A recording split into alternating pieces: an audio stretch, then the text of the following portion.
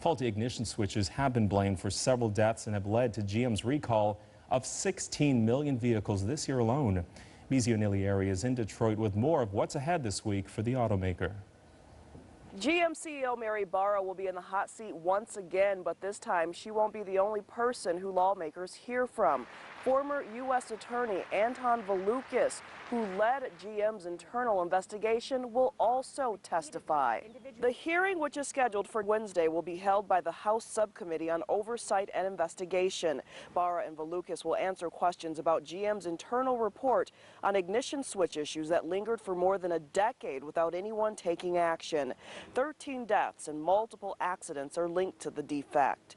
GM's report, which revealed a culture of dysfunction and lack of accountability, involved more than 350 interviews and 41 million documents. In the end, 15 employees were fired. In total, GM has called back over 16 million vehicles worldwide this year. That's a record. So far, the company has been fined over $35 million, and it's spending millions of dollars to fix the vehicles. In April, GM asked a U.S. bankruptcy court to shield it from legal liabilities.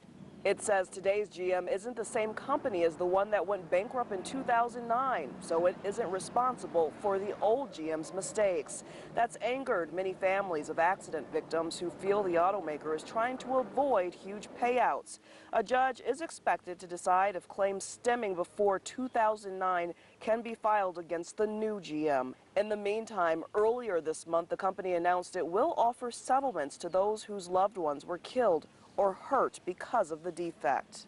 U.S. lawmakers say Wednesday's testimony will be an important step in their ongoing probe. The U.S. Department of Justice is also conducting an investigation into General Motors' failures.